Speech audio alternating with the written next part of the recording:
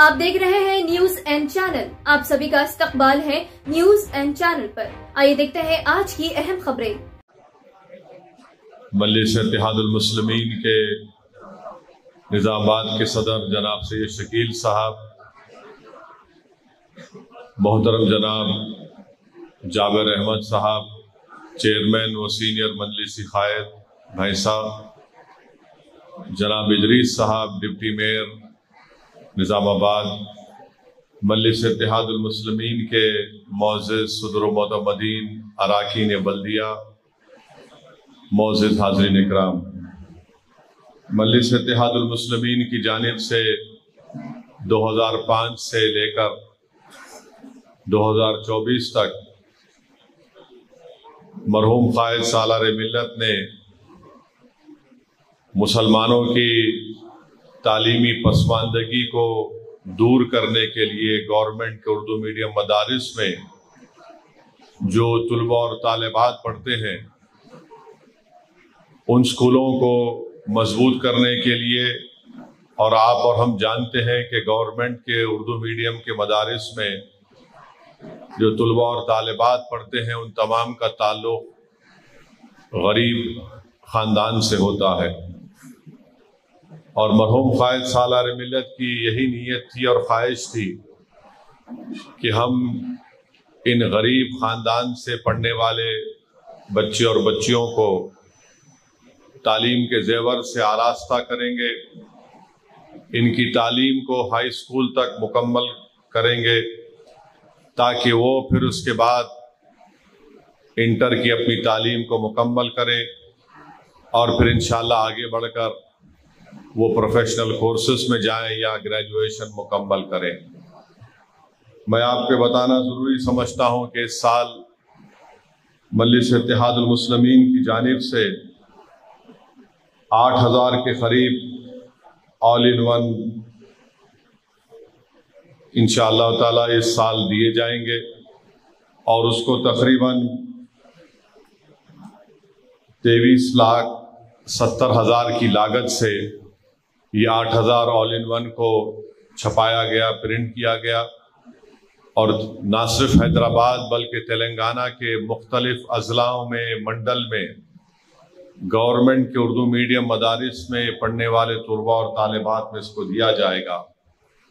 Covid के दौरान हम ये स्कीम को नहीं कर सके तो अब तक 1,14,000 तुलबा और तालिबात को मजलिस इत्तेहादुल मुस्लिमीन ने ये ऑल इन वन गाइड तक़सीम किया है और मुझे उम्मीद है कि इंशाअल्लाह ताला हमारे गवर्नमेंट के उर्दू मीडियम मदारिस में जो तुलबा और तालिबात पढ़ रहे हैं वो इस ऑल इन वन गाइड से इस्तेफादा हासिल करेंगे ताकि वो ना सिर्फ SSC के इम्तिहान में उनको अल्लाह कामयाब करे बल्कि आला दर्जात से अल्लाह सुब्हानहू व तआला हमारे तुलबा और तालिबात को कामयाब करे ताकि वो सिर्फ 10th मुकम्मल करके अपने घर में ना बैठ जाएं, बल्कि मैं उन तमाम तुलबा और तालिबात से ये अपील कर रहा हूँ कि आप अपनी तालीम को जारी रखिए।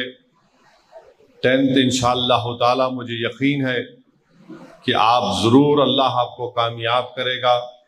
उसके बाद आप 11th और 12th में एडमिशन लीजिए, इंटर मुकम्मल करिए और इंटर की कामयाबी के बाद या तो आप प्रोफेशनल कोर्सेस में दाखिला लेना चाहते हैं, डॉक्टर बनना चाहते हैं या इंजीनियर बनना चाहते हैं या ग्रेजुएशन करना चाहते हैं BCom में, BSc में और जो भी होगा उसमें आप करिए ताकि आप ताकतवर बन सकें। ये बहुत ज़रूरी है ख़ास तौर से मुस्लिम अक़लियत के लिए कि वो अपनी औलाद को तालीम याफ्ता बनाए। और मैं जानता हूँ इस बात को कि तालीम के हुसूल के लिए, तालीम हासिल करने के लिए बहुत से मुश्किलात सामने आती हैं। एक सबसे बड़ी मुश्किल जो सामने आती है وہ کالج اور گریجویشن یا پروفیشنل کالجز کی فیس کا مسئلہ رہتا ہے، مگر میں ان طلباء اور طالبات کے اگر ماں باپ یہاں پر موجود ہیں تو ان کو یہ بتانا چاہوں گا کہ آپ اپنی نیت کر لیجئے کہ میں اپنی اولاد کو تعلیم یافتہ بناؤں گا، تو مجھے یقین ہے کہ اللہ سبحانہ و تعالیٰ جو مسبب الاسباب ہے، اللہ اسباب بنا دے گا، اللہ راستے صاف کر دے گا، اور جو آپ کی نیت ہے کہ میں اپنی اولاد کو تعلیم یافتہ بناؤں گا، اللہ غیب سے کسی نہ کسی کے ذریعے سے آپ کی اولاد کا، آپ کی بیٹی کا یا آپ کے بیٹے کی تعلیم کو اللہ مکمل کروا دے گا۔ میں ایسے کئی واقعات جانتا ہوں، مگر شرط یہ ہے کہ ماں باپ اپنی اولاد کو تعلیم یافتہ بنائے، اور یہ بہت بڑی ذمہ داری ہے، خاص طور سے ان غریب پریوار کی، ان غریب خاندانوں کی۔ یقیناً ان کے پاس بہت سے مشکلات ہیں، بہت سی ذمہ داریاں ان کے پاس ہوتی ہیں، بعض وقت وہ مقروض بھی ہو جاتے ہیں زندگی کے حالات کی وجہ سے، مگر اگر ماں باپ یہ طے کر لیں کہ چاہے کچھ بھی ہو جائے ہم اپنی اولاد کو پڑھائیں گے، اور خاص طور سے میرا ماننا یہ ہے کہ مسلمانوں کو اپنی بیٹیوں کو پڑھانا بہت ضروری ہے۔ یقیناً ان کی شادی کرانا ہے، اللہ نے مجھے بھی اولاد دی ہے، اللہ نے مجھے بھی بیٹیاں دی ہیں، مگر یاد رکھیے تعلیم کو چھڑا کر ان کو زندگی کے دوسرے مراحل میں ان کو آگے بڑھانا، میں سمجھتا ہوں کہ اس پر سوچنا بہت ضروری ہے۔ اگر آپ اور ہم مل کر اپنی بیٹیوں کو پڑھائیں گے، ان کو قابل بنائیں گے، ان کو نیک بنائیں گے، تو یقین جانیے اگر ایک بیٹی اگر تعلیم یافتہ ہو جاتی ہے تو وہ اپنے گھر سے نہ صرف جہالت کا خاتمہ کرتی ہے بلکہ اس کے علم سے گھر میں ایک نور پھیلتا ہے، اور جب وہی ہماری بیٹی جب کسی کی بیوی بنتی ہے اور پھر کسی کی ماں بنتی ہے تو یقین جانیے وہ اولاد کی تربیت بہترین طریقے سے دیتی ہے۔ اور بحیثیت مسلمان آپ اور ہم جانتے ہیں کہ ہمارا دین ہم سے اس بات کا مطالبہ کرتا ہے کہ ہم قرآن شریف کو پڑھیں، اس کے پیغام کو سمجھیں، اللہ کے رسول صلی اللہ علیہ وسلم کی سنت پر کیسے عمل ہوگا جب ہم پڑھیں گے۔ یہ دین جو آپ اور ہم جس کو مانتے ہیں وہ ہم کو اور آپ کو جاہل رہنے نہیں دیتا ہے، وہ دین ہم سے پکار کر کہتا ہے کہ اگر آپ رسول اللہ صلی اللہ علیہ وسلم کی امت ہیں تو پڑھو، سمجھو، لکھو اور خوب آگے بڑھو۔ تو اسی لیے میں امید کرتا ہوں کہ آپ اور ہم مل کر ہماری اولاد کو تعلیم یافتہ کرنے کے لیے قربانیاں دیں گے۔ اگر ہمارے پاس تھوڑی بہت زندگی کے خواہشوں کو اگر ہم کم کر سکتے تو کم کریے، اور کرنا بھی ضروری ہے، کیونکہ مستقبل میں جو اس ملک میں چیلنجز پیدا ہو رہے ہیں، چاہے وہ فرقہ پرستی کا ناسور ہو، چاہے وہ نفرت کی دیواریں ہوں، یا پھر جو ایک ذہن بن رہا ہے مسلم اقلیت کے خلاف اس ملک میں، اس کا ہم کیسے مقابلہ کریں گے؟ اس کا مقابلہ ہم اسی وقت کریں گے جب ہم اپنی آنے والی نسل کو تیار کریں گے، اور کیسے تیار کریں گے؟ جب ہم ان کو تعلیم یافتہ بنائیں گے۔ تو یہی کوشش مرحوم قائد سالار ملت نے کی تھی، اور آپ دیکھتے ہیں کہ ایک سیاسی پارٹی کا میڈیکل کالج بھی ہے، انجینئرنگ کالج بھی ہے،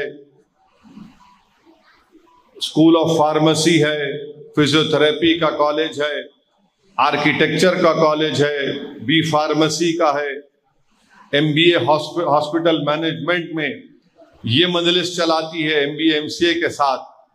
تو یہ مجلس ایک سیاسی جماعت نے کام کیا، اور یہ تمام ادارے جو ہیں وہ اسد الدین اویسی یا میری اولاد میں تقسیم نہیں ہوں گے میرے مرنے کے بعد۔ یہ مسلمانوں کی ایک امانت ہے، اور انشاءاللہ تعالی جب میں نہیں رہوں گا، آپ تمام نہیں رہیں گے، صبح قیامت تک انشاءاللہ اللہ نبی کریم صلی اللہ علیہ وسلم کے صدقہ طفیل میں اپنے فضل اور کرم سے ان اداروں کو اللہ باقی رکھے گا، اور ان اداروں کو باقی رکھنے کے لیے ہم کو اور آپ کو ایک سیاسی شعور کو بھی برقرار رکھنا پڑے گا۔ کوئی مجلس سے مخالفت جب کرتے ہیں تو کئی وجوہات ہیں مجلس سے مخالفت کرنے کی، مجلس سے جب لوگ حسد کرتے ہیں تو اس کے کئی وجوہات ہیں، جب لوگ مجلس کو گالی دیتے ہیں تو اس کے بھی کئی وجوہات ہیں، اور بنیادی وجہ یہ ہے کہ مجلس اتحاد المسلمین نے تعلیم کے میدان میں جو کام کیا اور جو کام کر رہی ہے، اسی سے ان کو تکلیف ہوتی ہے۔ سالار ملت نے اپنی زندگی میں ان تمام اداروں کو قائم کیا، اور سالار ملت نے اس وقت ان اداروں کو قائم کیا جب ناڈیلا بھاسکر راؤ کو مجلس کے ایم ایل ایز کی تائید کی ضرورت تھی، تو سالار نے اپنی ذات کو سامنے رکھ کر سودا نہیں کیا، سالار نے اپنی ذات کو سامنے رکھ کر ملت کا سودا نہیں کیا، بلکہ سالار ملت نے کہا کہ تم مجھے میڈیکل انجینئرنگ کالج کھولنے کی اجازت دے دو، میں تمہاری تائید کروں گا۔ لوگ ہیں سیاسی تاریخ کے بھی طالب علم ہیں، مجلس پر انگلیاں اٹھاتے ہیں، وہ یہ بھول گئے کہ کانگریس نے ناڈیلا بھاسکر راؤ کی بھی تائید کی تھی، کس بنیاد پر کی تھی وہ بتائیں گے، مگر ہم نے کس بنیاد پر تائید کی تھی کہ مسلمانوں کو میڈیکل انجینئرنگ کالج ملنا چاہیے۔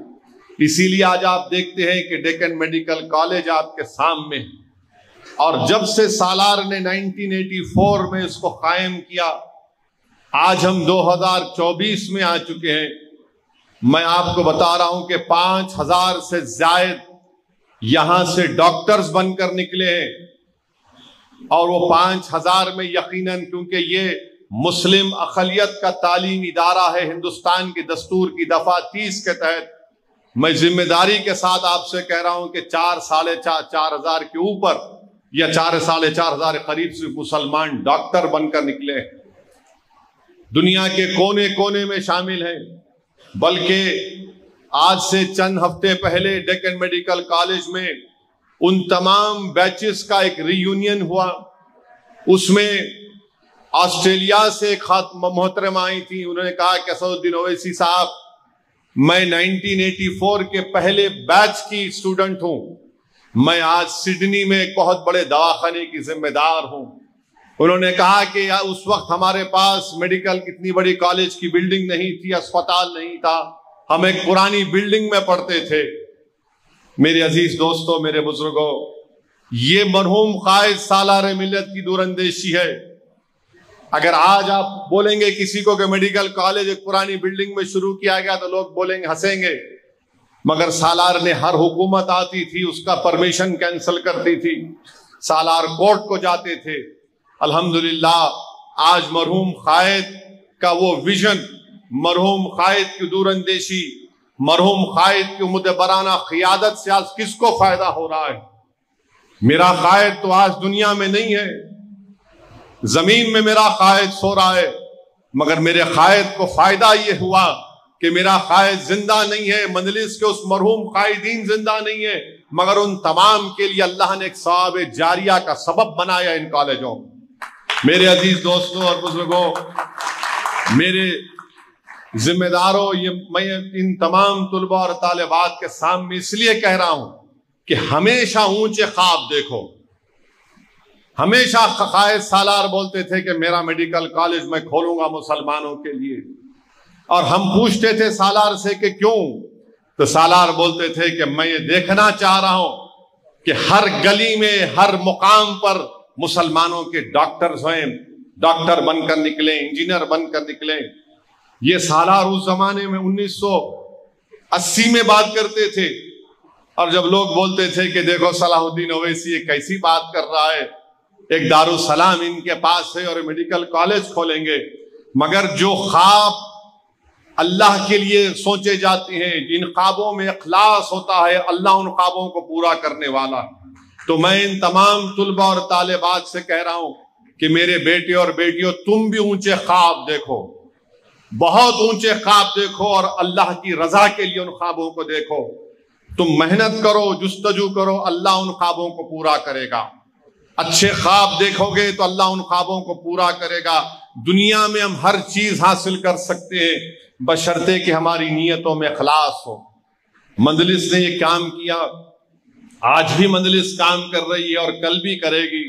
मैं यही उम्मीद करता हूं कि ये ऑल इन वन जो गाइड आपको दिया जा रहा है, आप इसका अच्छा इस्तेमाल करेंगे और इंशाअल्लाह ताला ये आपके एसएससी के इम्तिहान की तैयारी में फायदेमंद साबित होगा।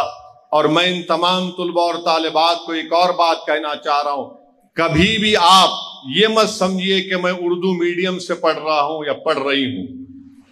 यकीन मानिए, मैं ऐसे कई उर्दू मीडियम, गवर्नमेंट के उर्दू मीडियम स्कूलों में पढ़ने वाले लड़के और लड़कियों को जानता हूं जो 10th भी उर्दू मीडियम में किए, 12th भी उर्दू मीडियम में जूनियर कॉलेज में कर नीट पास करके आज डॉक्टर बनकर बैठे। तो ये मत समझिए कि जबान की वजह से मेरे तरक्की के मौके कम हो जाएंगे, हरगिज नहीं। तरक्की के मौके खत्म कब हो जाते? जब इंसान अपने दिमाग में सोच लेता है कि अब मैं नहीं कर सकता। ये कभी भी इस चीज को अपने दिमाग में आने मत दीजिए कि मैं नहीं कर सकता। आप कर सकते हैं, आप कोशिश करिए, अल्लाह आपको आगे लेके जाने वाला है। जब मैं लंदन में पढ़ता था तो मेरे साथ मेरा एक दोस्त था, तालीम में मैं भी उतना बड़ा तेज काबिल नहीं था, मगर हम लोग कोशिश करते थे, जुस्तजू करते थे। तो उसका एक मशहूर जुमला था मेरे दोस्त का, कि बोलता था कि ओवैसी अपना काम सिर्फ कलम उठाना है, लिखना अल्लाह का, लिखाना अल्लाह का काम। तो आपका काम कलम उठाना है, तैयार कलम माने सिर्फ कलम उठा लिए तो नहीं, तैयारी करके जाना है इम्तिहान में। और फिर उसके बाद अल्लाह अपना फजल करता है, करम करता है। तो ये मत समझिए कि हम उर्दू मीडियम में पढ़ रहे क्या होगा, बहुत कुछ होगा। दुनिया में बड़े बड़े लोग उर्दू मीडियम से पढ़ के आगे बढ़े। ये हमारे मेदक के जहीराबाद के मशहूर सियासी लीडर बागा रेड्डी साहब, वो जामे निजामिया में पढ़े थे उर्दू मीडियम। तो ये मत समझिए कि जबान आप पढ़िए, सिर्फ खूब मेहनत करिए और इंशाअल्लाह ताला यकीन जानिए कि अल्लाह सुब्हाना व ताला आपके ख्वाबों को पूरा करेगा। और आज आप देखते हैं कि हमारे मुल्क में बीजेपी की हुकूमत है। बीजेपी प्री मैट्रिक स्कॉलरशिप के पैसे कम कर दिए 80%। मौलाना आजाद के नाम पे फेलोशिप है, उसको खत्म करके रख दिया। अभी पोर्टल नहीं खोला गया स्कॉलरशिप के लिए, प्री मैट्रिक पोस्ट मैट्रिक के। और अलीगढ़ मुस्लिम यूनिवर्सिटी को बीजेपी बोलती है कि ये माइनॉरिटी कैरेक्टर इसका नहीं है। कैसा नहीं है माइनॉरिटी कैरेक्टर? अलीगढ़ मुस्लिम यूनिवर्सिटी को किसने कायम किया? एक यूनिवर्सिटी है और जामे मिलिया है, गवर्नमेंट के सेंट्रल यूनिवर्सिटीज में बोलते हैं माइनॉरिटी नहीं है। क्यों इतनी दुश्मनी है बीजेपी को, मोदी को मुसलमानों के इन यूनिवर्सिटीज से? आखिर उसमें पढ़ने वाले तो 50% मुसलमान हैं। जब ये पढ़ेंगे लिखेंगे तो मुल्क मजबूत होगा ना। 100 में से 3 ग्रेजुएट सिर्फ मुसलमान होते हैं। इस पर भी बीजेपी को नफरत है। आज आप देखते हैं कि इसीलिए मैं आपसे कह रहा हूं कि इन बच्चों को पढ़ना है। कल मुल्क का मुस्तकबिल, मुसलमानों का मुस्तकबिल आपके कंधों पर आएगा और आपके कंधे मजबूत होना चाहिए, आपके दिमाग तेज होने चाहिए, आप बहादुर होना चाहिए, बेखौफ बेबाक होना चाहिए, जब सिर्फ अल्लाह से डरने वाले लोग होना चाहिए। ये उसी वक्त होगा जब आप इल्म को हासिल करेंगे। अब आप ये देखिए कि आर्टिकल 30 का आपको जिक्र किया कि अलीगढ़ मुस्लिम यूनिवर्सिटी का माइनॉरिटी कैरेक्टर मोदी को पसंद नहीं। मगर मोदी को क्या पसंद है?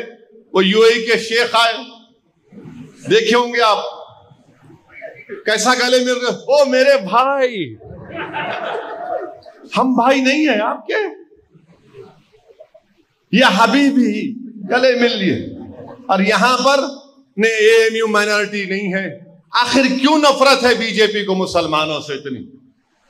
अरे ये पढ़ेंगे अलीगढ़ मुस्लिम यूनिवर्सिटी में, ग्रेजुएट बनेंगे, पीएचडी बनेंगे तो किसका फायदा होगा? मुल्क का होगा ना, इस सरजमीन का होगा। अलीगढ़ पहले से एक माइनॉरिटी इंस्टीट्यूशन है और ये अलीगढ़ मुस्लिम यूनिवर्सिटी से बीजेपी की नफरत, ये एएमयू से भी नफरत है और मुसलमानों से भी नफरत। मोदी नहीं चाहते कि मुसलमानों के बेटे और बेटियां तालीम याफ्ता बनकर अपने मुस्तकबिल के फैसले करें। ये पसंद नहीं करते कि आप काबिल और आगे बढ़ते जाएं। इसीलिए आप देखते हैं कि हमारे तरक्की के मौकों को बंद करने के लिए पूरी कोशिश की जा रही है। हमारी रियासत तेलंगाना में यहाँ के लोगों के दिलों के 81% मुसलमान, है साफ। हिंदुस्तान 14 बैकवर्ड क्लास की कम्युनिटी में आती है। पूरे सेक्टर्स में तेलंगाना में 81% इनकम भी अपनी 88%। फिर सुधीर कमीशन ने यह भी लिखा, क्या लिखा कि मुस्लिम backward class Hindu backward class से पसमानदा है। उन्होंने यह भी लिखा कि सिर्फ तेलंगाना में 13% मुस्लिम बैकवर्ड क्लास 10th क्लास मुकम्मल करते हैं, माने 81% में खाली 13.3% मैट्रिकुलेशन मुकम्मल करते हैं। आप अंदाजा लगाइए कितने मुकम्मल नहीं कर रहे हैं। और फिर 16% मुसलमान तेलंगाना में कभी किसी एक एजुकेशन इंस्टीट्यूट में एनरोल नहीं हुए। शेड्यूल्ड ट्राइब के बाद ये सबसे बुरा हाल तेलंगाना में एनरोलमेंट का मुसलमानों का है। हाईएस्ट ड्रॉप आउट रेट मुसलमानों का है। और सबसे बड़ी वजह है गुर्बत। सबसे बड़ी वजह है कि माँ बाप के पास पैसा नहीं है पढ़ाने के लिए। और 62% मुसलमान, ये सुधीर कमेटी की रिपोर्ट कह रही है कि कच्चे मकानात में रहते हैं। ये सबसे ज्यादा है पूरे बरादरियों में, पूरे फिरकों में। और मुसलमानों को सिर्फ 9% लोन मिलता है, ये सुधीर कमेटी कह रही है। तेलंगाना में 13% आबादी है मुसलमानों की और 11% स्कूलों में एनरोलमेंट है। 13% आबादी है और 11% स्कूलों में एनरोलमेंट है। और अगर एनरोलमेंट हुआ तो 11% का एनरोलमेंट जब होता है क्लास 1 में, पहली जमात में, 12th में आते आते सिर्फ 5% रह जाते। 12th में आते आते सिर्फ 5% रह जाते। अब ये कौन जिम्मेदार है इसका, आप बताइए। फिर सेक्रेटेरिएट में जो डिपार्टमेंट जॉब है, सेक्रेटेरिएट में खाली 7.4 है मुसलमानों के और 56, और उसमें से 1.43 गवर्नमेंट एम्प्लॉयज खाली गजेटेड ऑफिसर है। और जो बचे हुए 42% है वो नॉन गजेटेड एम्प्लॉयज हैं। तो यहां पर हमारी बेटियां और बेटे बैठे हुए हैं। आपको ये चीज को देखना है। अगर मुसलमान सिर्फ 7.4 है सेक्रेटेरिएट में, तो आपको ये अज़म लेकर उठना है कि इंशाअल्लाह ताला मैं इतना नेक बनूंगी, काबिल बनूंगा कि 7.4 की जगह मसूदुद्दीन ओवैसी को गलत साबित कर देंगे। 10 साल में यहां पर 15% होगा मुसलमानों का रेशियो उनकी तालीम की बुनियाद पर एम्प्लॉयमेंट सेक्रेटेरिएट में। अच्छा, कितने पब्लिक सेक्टर में मुसलमान ओबीसी काम कर रहे हैं? 3.6। और कितने गवर्नमेंट पोस्ट है में से के तेलंगाना में मुसलमान? खाली 4%, 4%। और जितने नॉन एग्रीकल्चर सेक्टर में जितने मुसलमान काम कर रहे हैं, लेबर का काम कर रहे हैं, ये मेरे नहीं, ये हुकूमत के आदाद शुमार है। तो ये बताने का मकसद क्या है? हिस्सेदारी चाहिए मुसलमानों को, समाजी इंसाफ चाहिए मुसलमानों को। और जब हम हिस्सेदारी की और समाजी इंसाफ की बात करते हैं तो सबके चेहरे बदल जाते हैं। देखो, ये फिरका परस्ती की बात कर रहा है, मजलिस से मुखालिफत क्यों है? क्योंकि मजलिस इन बातों पर तवज्जो लेती है। हम हिस्सेदारी की बात करते हैं, शिराकतदारी की बात करते हैं, सोशल जस्टिस की बात करते हैं, तो मजलिस के मुखालिफिन को समझ में नहीं आता। तो आजकल तो फैशन बन चुका है मजलिस को गाली देना। ऐसा लगता है कि इन लोगों को इनकी माँ बाप ने बचपने में इनकी तरबियत अच्छी नहीं की, इन्होंने अपने अम्मी और अब्बा को गालियां देते हुए देखा, इसलिए वो समझते कि मजलिस को भी गालियां देना चाहिए। मेरे अजीज दोस्तों और बुजुर्गों, और फिर आप देखते हैं कि यकीनन कभी ना कभी तो इस मुल्क में 50% की सीलिंग को तोड़ना चाहिए। 50% का रिजर्वेशन की सीलिंग को तोड़ना चाहिए। हम नरेंद्र मोदी से पूछते हैं, क्यों नहीं तोड़ते आप? आपके पास 306 एमपी, तोड़ो ना, बिल लेके आओ पार्लियामेंट में। इकोनॉमिक वीकर सेक्शन को दे सकते तो 50% की सीलिंग क्यों नहीं तोड़ते आप? 50% की सीलिंग को तोड़ो। इस मुल्क में 80% आबादी other backward class, scheduled tribe, scheduled caste और मुसलमान अकलियतों की है। 50% की सीलिंग लिमिट तोड़ना चाहिए। खैर बहरहाल एक लंबी गुफ्तगू हो जाएगी। बस मैं हमारे इन तुलबा और तालिबात से ये अपील कर रहा हूं, गुजारिश कर रहा हूं कि पढ़ो। आप हमारा और मुल्क का मुस्तकबिल है। अगर आप ताकतवर बनेंगे तो आपके बाद जो आने वाली नस्ल है वो और अच्छा अपनी जिंदगी को गुजार सकेगी। मैं आपको एक बात बता रहा हूं, बड़ी तकलीफ से बता रहा हूं। अंग्रेजी का एक टर्म है inter generational mobility, inter generation mobility.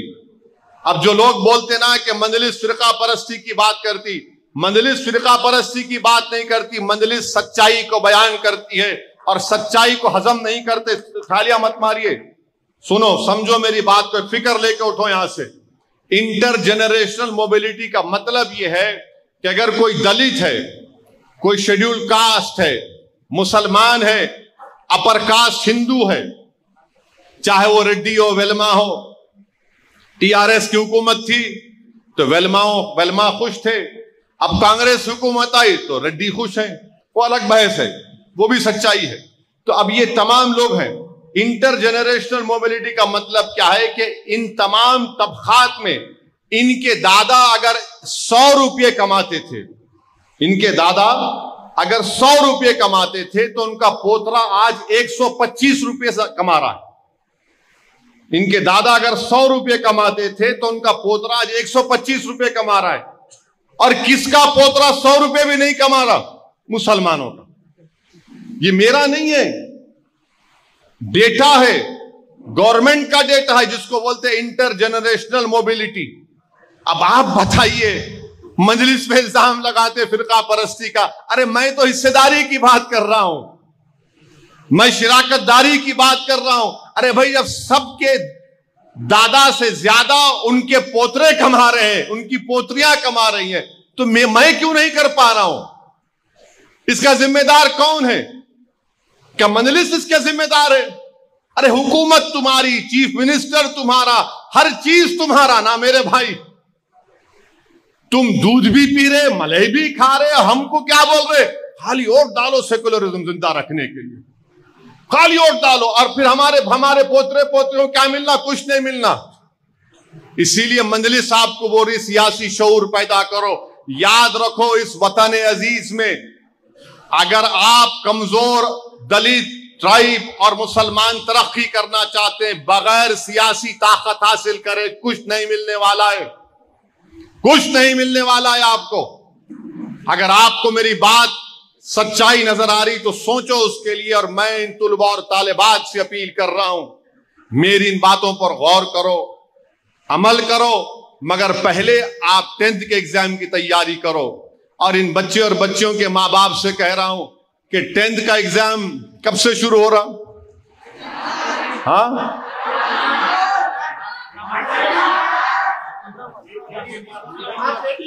18 मार्च को शुरू हो रहा। अब माँ बाप की जिम्मेदारी है कि 18 मार्च तक टीवी बंद, फोन में फेसबुक बंद, यूट्यूब बंद, और सिर्फ बच्चों के साथ रहना।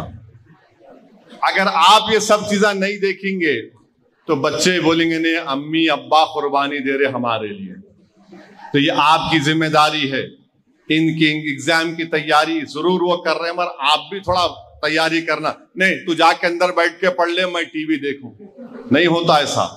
मैं क्रिकेट मैच देखूंगा।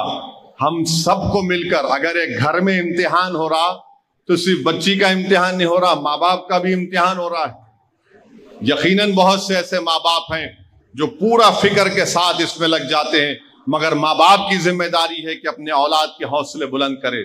और हो सकता है कि आपका कोई इम्तिहान एक अच्छा नहीं जाएगा, एक एग्जाम अच्छा नहीं जाता होगा, मगर डिसहार्टेंड नहीं होना, बिल्कुल ना उम्मीद नहीं होना। ठीक है, इंसान है।